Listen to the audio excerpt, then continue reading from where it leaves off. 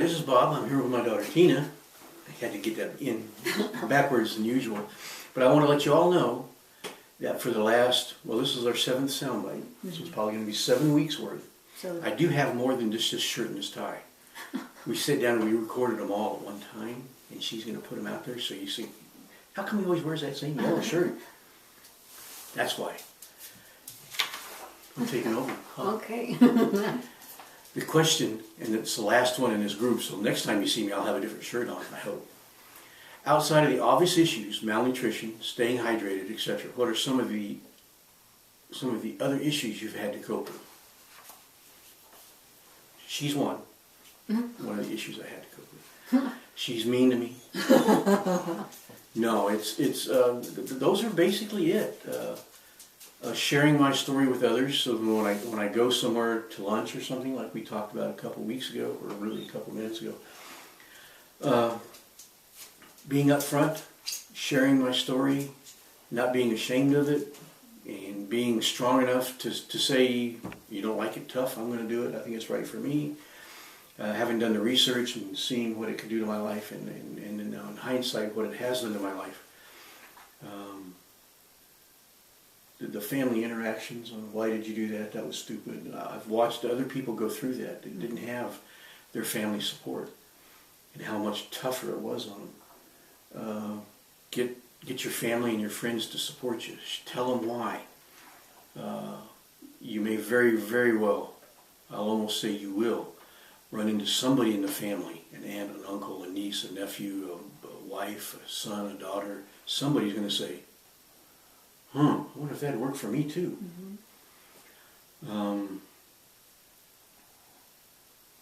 So part of it is just the mental attitude of going into it.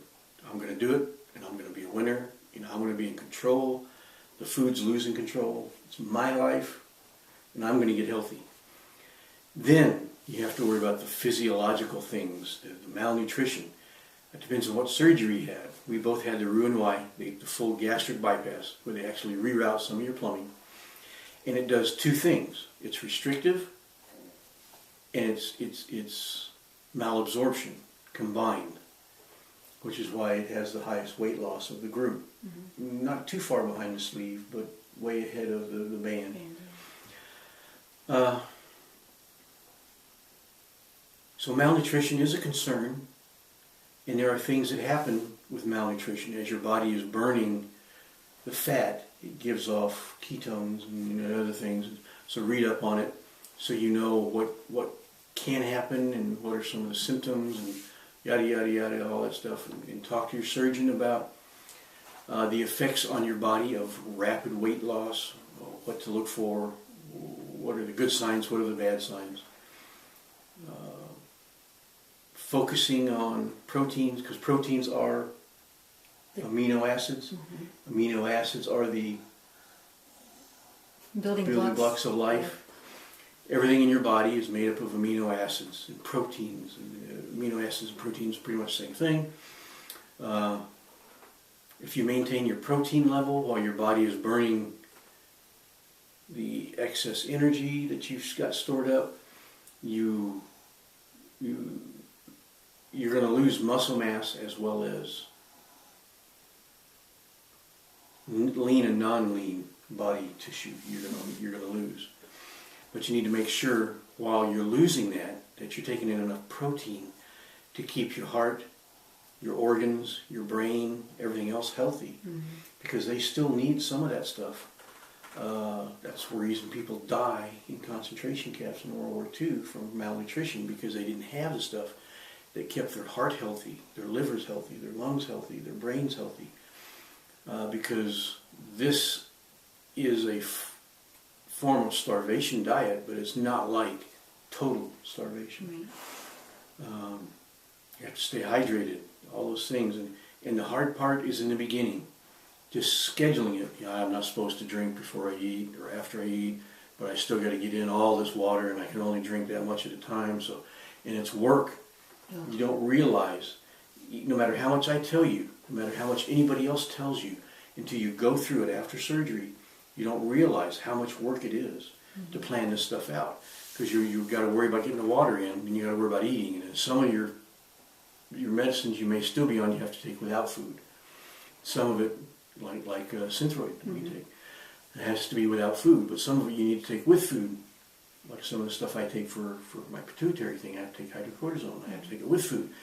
And so you got to schedule, I take this pill here and I take that pill there, but if I take my iron, I can't take my calcium. What if I take my calcium, I can't take my iron for, and then I got to worry about the Synthroid, I still got to drink.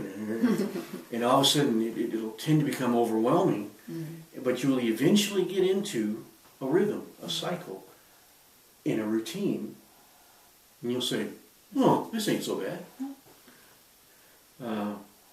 So the transition immediately after surgery for the first 3 months is a challenge. And you'll get tired of, I'm just so tired of worrying about when I eat and what I eat. It's, before surgery, it's,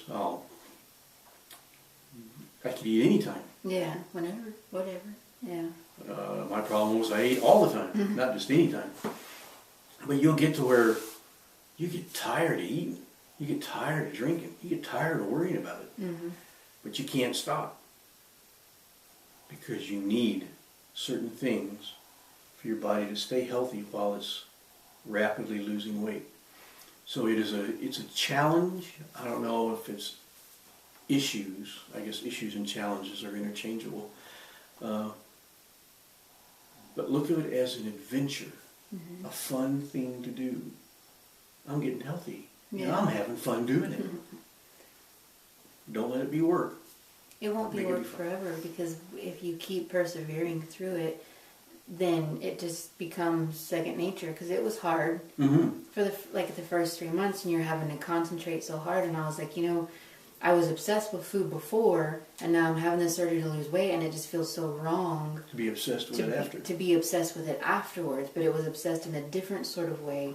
Because you can only eat so little, you got to make sure that everything you're putting into you counts. So then but it doesn't take long before you get into the routine of, I know how much I can eat, I know, and it becomes... And after a year and a half, you start thinking, well, I could have a Dr. Pepper, but that's empty calories. It's going to do me no good. It's nothing but taste. I could have this instead. Now you're thinking. Now you're making choices. Now you're making wise choices. Because you've had that year and a half to retrain yourself. And you look at Dr. Pepper a little differently. Some of the issues I've had, the hair loss, where it's starting to... It's coming back. It's growing back. I got like alfalfa sprouts up here. I think about that big now. Looks like you swim too much and it got frizzy. Yeah. The chlorine kind of thing. But it's already noticeably better. Yeah, it's filling out up here. And getting thick and stuff again. So that's just part of it. I knew it was going to happen. And at that point, my surgeon, or Dr. Peterson, just had me up from 60 grams of protein to 80 because your hair takes protein. Your hair is protein. But your hair is protein, and your body is taking as much of the protein as it can. So if you're able to eat a little bit more protein, that helps with the hair. Other issues. There was probably a month or two where I wasn't getting in the water that I was supposed to. And I got a urinary tract infection because when your body's not flushing stuff out. The low iron issue, but I think that's related to something else, which is the cyst I have, because they say that it can lead to anemia if you have them because it starts eating your iron. Issues. I don't know. I think it's all, I don't know. I don't really remember having too many issues. I think it's, like you said, it's all in your attitude and how you look at it. And it's an adventure, and it's tough at times, and you struggle at times, but you persevere because you have this goal in mind. You have this big goal at the end of the tunnel that you're striving for. And if you keep your eyes on the prize, it helps. You realize that you're working towards something. You're not just going to... It's not continually going to be a struggle. You will eventually get into the new habits and the new way of thinking, and it becomes second nature, and then it's not a struggle anymore. You're like, hey, that wasn't so bad. And then you look at, wow, I've lost 150 pounds. And it becomes...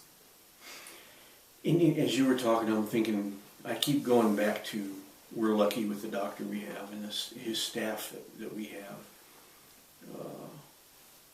I think we are special to them. I think every patient they deal with is special to them, but I think you and I are more special, and Sandy, my wife. There's something special, even more special about us to them. Yeah.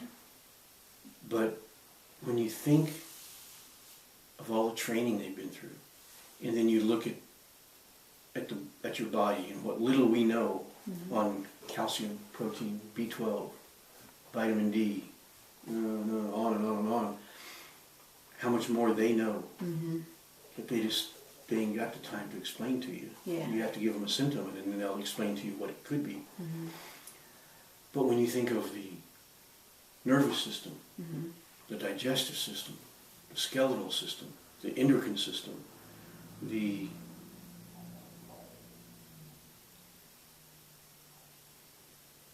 I forgot what I've already talked about. Muscles, pulmonary, circulatory, all the different systems that are going on, and what a delicate balance each one of them has with the other. If the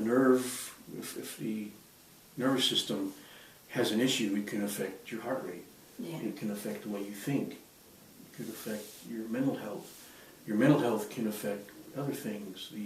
The cardio system can affect this and that.